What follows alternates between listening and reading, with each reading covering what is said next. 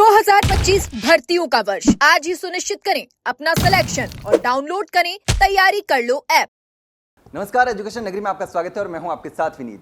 राजस्थान में पशु परिचर का रिजल्ट जारी होने के बाद से ही बवाल हो गया था और ये इसलिए हुआ था क्योंकि कुछ जो नॉर्मलाइजेशन हुआ था उसमें कुछ पारियों के अभ्यर्थियों को फायदा पहुंचाने का आरोप था और कुछ अभ्यर्थियों के साथ अन्याय करने का आरोप था। यानी कि नॉर्मलाइजेशन सही तरीके से नहीं हुआ था, जिसमें से एक पारी के अभ्यर्थियों का सबसे ज्यादा सिलेक्शन हुआ था और इसके बाद कर्मचारी चयन बोर्ड के बाहर अभ्यर्थियों ने प्रदर्शन भी किया था और लगातार मांग कर रहे थे कि इसका रिजल्ट दोबारा जारी होना चाहिए और इस बार इसमें नॉर्मलाइजेशन नहीं होना चाहिए। और यही मांग को लेकर के अभ्यर्थी कोर्ट पहुंच गए थे और कोर्ट में इस मामले को लेकर आज सुनवाई भी हुई थी। तो हमारे साथ इसी टॉपिक पर बात करने के लिए अधिवक्ता हरेंद्र नील मौजूद हैं, जो कि इसकी पैरवी कर रहे थे। तो आज कोर्ट में सुनवाई हुई तो क्या कुछ रहा और लगातार जो मांग चल रही थी, आपने याचिका भी लगाई थी, तो क्या कुछ कोर्ट ने आदेश दिया और क्या है इसमें अभी? आज हाई कोर्ट में नीतीश पाटीदार व अन्य बनाम राज्य सरकार व अन्य में हमने जो नॉर्मलाइजेशन का जो फॉर्मूला लगाया गया उसको चुनौती दी थी। साथ ही साथ इस परिणाम में बोर्ड द्वारा ना तो कट ऑफ जारी करी गई और ना ही स्कोर कार्ड जारी करे गए। इन सभी बिंदुओं को लेकर हाई कोर्ट में एक याचिका लगी थी।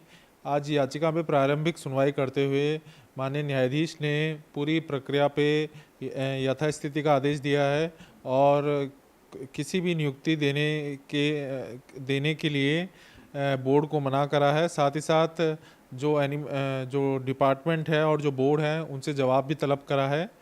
जो हमने याचिका लगाई थी उसमें मेन हमारे 3 आधार थे। पहला ये आधार था कि जो स्केलिंग की प्रक्रिया है, स्केलिंग 3-4 आधार पे लगाई जा सकती है। जब किसी भी एग्ज़ाम में ऑप्शनल सब्जेक्ट्स हो, जैसे कि किसी में गणित हो, किसी में फिज़िक्स हो, केमिस्ट्री हो, तो गणित में स्कोर करना इजी रहता है रैदर देन अदर सब्जेक्ट्स, तो तब स्केलिंग लगाई जा सकती है।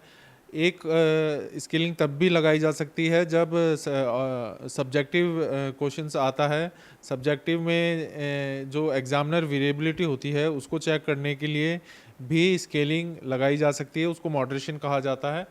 हमारे केस में जो स्केलिंग लगाई गई उसमें ये दोनों एग्जाम्पल नहीं थे। हमारे इस पशुचर भर्ती में ऑब्जेक्टिव टाइप क्वेश्चंस थे और समान सिलेबस था। हमने कहीं भी यह नहीं कहा है कि स्किलिंग की प्रक्रिया नहीं अपना जा सकती। हमारे द्वारा केवल यह कहा गया है कि जो करेक्ट फार्मूला होता है, जो इक्वी परसेंटाइल फार्मूला होता है, उसे लागू किया जाना चाहिए। जो इंडियन स्टैटिस्टिकल इंस्टीट्यूट है उसके जो हाईएस्ट प्रोफेसर्स हैं उन्होंने भी अपनी जो रिसर्च स्टडीज़ है उसमें कहा है कि इक्वी परसेंटाइल फार्मूला ही बेस्ट फार्मूला होता है, जिसमें किसी भी पारी के अभ्यर्थियों के साथ अन्याय ना हो। तो अब जब फॉर्मूले की बात कर रहे हैं तो फॉर्मूले जैसे बोर्ड में भी बोर्ड का भी यही कहना है कि अब हम कोशिश कर रहे हैं कि इसमें परसेंटाइल वाला फॉर्मूला लागू हो। तो इसमें क्या मतलब किस तरीके से होता है कि जैसे अभी नॉर्मलाइजेशन वाला जो फॉर्मूला है वो ये बताया जा रहा है कि कोर्ट में भी लागू है, कोर्ट से इसको मान्य है, तो अब किस तरीके से फ़ायदा होगा अभ्यर्थियों को? एक सवाल मेरा ये भी है और एक सवाल ये है कि अब जब कोर्ट ने आदेश जारी कर दिया है तो इसको सभी को फ़ायदा होगा या फिर जिन अभ्यर्थियों ने याचिका लगाई है उनको फ़ायदा होगा? एक विनीत जी, मैं आपके माध्यम से स्पष्ट करना चाहता हूं कि आजकल कोर्ट जो केवल याचिका लगाता है उसे ही फ़ायदा देता है। मामला कितना देर चले यह कहा नहीं जा सकता, इसलिए अंत में जो कोर्ट के सामने होते हैं कोर्ट उन्हें ही फ़ायदा देने के लिए आदेश देता है। दूसरी चीज़, जो इस भर्ती में इन्होंने फार्मूला लगाया है वह जेड स्कोर फार्मूला है। जेड स्कोर फार्मूला को सुप्रीम कोर्ट पहले ही अमान्य कर चुका है।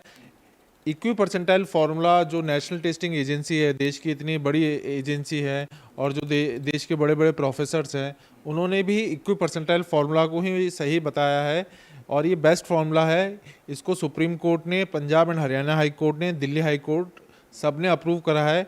इसमें जो हर पारी का जो टॉपर होता है, फॉर एग्जांपल किसी के 100 में एक पारी में 100 में से 90 आया और वो उसका टॉपर है, तो वो उस पारी में उसका वो वही टॉपर रहेगा और उसको 100 परसेंटाइल दे दिया जाएगा।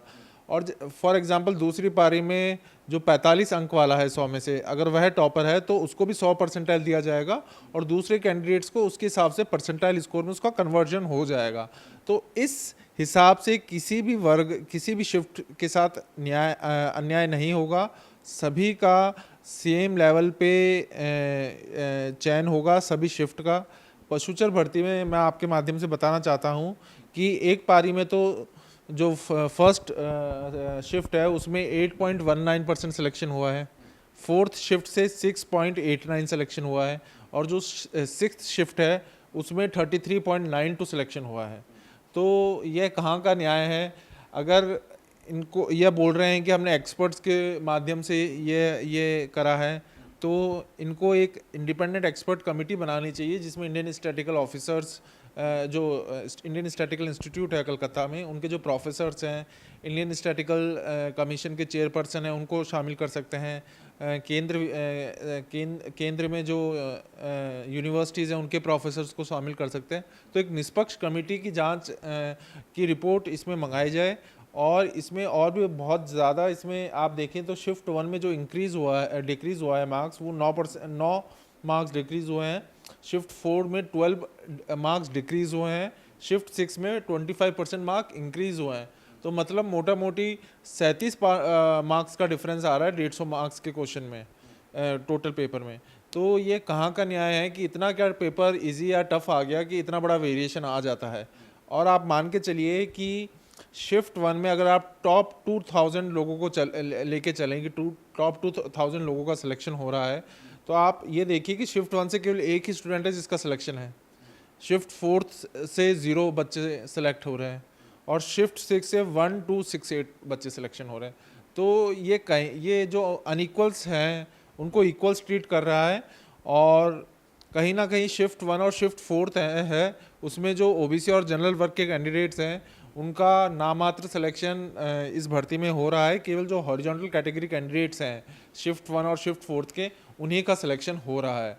तो नॉर्मलाइजेशन का जो उद्देश्य है कि इक्वल प्लेइंग फील्ड हो, और नॉर्मलाइजेशन तभी लगता है जैसे मान लीजिए 2 शिफ्टें हैं, तो उसका ये अजम्पशन माना जाता है कि इन दोनों शिफ्टों में जो बच्चे बैठे उनकी जो इंटेलिजेंस लेवल है, जो उनके सोचने का तरीका है, जो उनकी कैपेबिलिटीज़ हैं, वो सब समान है।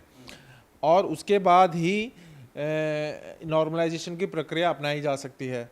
और नॉर्मलाइजेशन को तभी सही माना गया है जब सारी शिफ्टों से इक्वल सिलेक्शन हो, किसी को इससे नुकसान ना हो कि उसका पेपर बहुत इजी आ गया था तो उसके बहुत ज़्यादा मार्क्स आ रहे हैं। इसलिए इक्वी परसेंटाइल फार्मूले को ही जो देश के हमारे सर्वोच्च प्रोफेसर्स हैं स्टैटिस्टिक्स के, उन्होंने इक्वी परसेंटाइल फार्मूला को ही सही फार्मूला माना है। तो अब जब कोर्ट ने इस पर स्टे लगा दिया है तो आगे क्या संभावना है, क्या सुनवाई होगी, आगे कंटिन्यू होती रहेगी? और इसमें जो भर्ती जो अभी चल रही है वो यहीं जो है स्थगित हो जाएगी, मतलब जिस तरह जहाँ है वहीं रहेगी? अभी कोर्ट ने जो नियुक्ति है उस पर रोक लगा दी है, और जो दूसरी सुनवाई है वह 23 तारीख को होगी। तब तक बोर्ड और विभाग को जवाब देने के लिए कहा है, और आगे आगे इसमें तारीखें मिलेगी हमें, और उनको अभी जवाब देना है। जवाब आने के बाद स्थिति और स्पष्ट होगी। तो बिल्कुल अभी जो है कोर्ट ने इस पर स्टे लगा दिया है, विभाग से और बोर्ड से जवाब मांगा है, क्योंकि जिस तरीके से इसमें नॉर्मलाइजेशन किया गया, 4th शिफ्ट से एक भी बच्चा सेलेक्ट नहीं हुआ, ये बहुत बड़ा सवाल है। और इसी मामले को लेकर कोर्ट में भी ये जो मामला है वो चल रहा है। अभी 23 तारीख को वापस सुनवाई है और लगातार इसमें सुनवाई चलेगी। लेकिन जिस तरीके से इसमें नॉर्मलाइजेशन में अप डाउन्स रहा, 6th पारी के अभ्यर्थी सबसे ज़्यादा सेलेक्ट हुए और 4th पारी का कोई भी अभ्यर्थी सेलेक्ट नहीं हो पाया। तो इसी को लेकर के ये मामला कोर्ट में लेकर गए थे, और जिस तरीके से लगातार अब सुनवाई होती रहेगी। लेकिन जो अभ्यर्थियों में मन में सवाल था, जो डर था कि हमारे साथ इतना बड़ा अन्याय हुआ है, कब आखिर न्याय होगा, तो इसी को लेकर जिस तरीके से लगातार अब ये सुनवाई होने वाली है, और तो इस तरीके से लेकर लगातार ये सुनवाई होने वाली है। और अब एक कंफ्यूजन और भी है, वो भी सर मैं क्लियर करना चाहूँगा। आपने बताया कि जो जिन्होंने याचिका लगाई है उन्हीं का इस पर फर्क पड़ेगा, तो जो लोग बाकी बच गए उसका फिर क्या होगा, किस तरीके से रहने वाला है? इसमें स्थिति स्पष्ट है कि कोर्ट में कह नहीं सकते कि कितना लंबा केस चले, तो अंत में कि ज़्यादा प्रभाव रिजल्ट पे ना पड़े, इसलिए जो याचिका करता है कोर्ट उन्हीं तक जो रिलीफ है वह सीमित रखता है। इसलिए जो कोर्ट के सामने है उन्हीं को रिलीफ कोर्ट अधिकतर देता है। तो जब इतनी बड़ी भर्ती हुई है तो बाकी जो अभ्यर्थी हैं जिन्होंने रेट नहीं लगाई है, तो उनको फिर इसका फ़ायदा नहीं होगा? जहाँ तक उम्मीद है कि उनको फ़ायदा नहीं होगा, इसलिए सबसे सुरक्षित वही लोग होते हैं जो कोर्ट के सामने होते हैं। तो अब जब सुनवाई चल रही है तो क्या संभावना है जो अभ्यर्थी हैं वो वापस अब भी इसमें जो कंटिन्यू केस चल रहा है तो इसमें भी रेट लगा सकते हैं या लगाएंगे? हाँ, वह अलग से रेट दायर कर सकते हैं। अलग से रेट दायर कर सकते हैं तो फिर इसका फ़ायदा उनको मिल सकता है। जी। तो ये जो बड़ा कंफ्यूजन था कि जिन्होंने रीट लगाई है उनको फ़ायदा मिलेगा, जिन्होंने रीट नहीं लगाई है उनको फ़ायदा नहीं मिलेगा। तो एडवोकेट हरेंद्र नील का भी यही कहना है कि जिन अभ्यर्थियों ने, जो कि 300 से ज़्यादा अभ्यर्थियों ने रीट लगाई है, उनको इसका फ़ायदा मिलेगा। लेकिन अब जब ये केस चल रहा है तो इसमें और भी अभ्यर्थियों की रीट लगाने की संभावना है।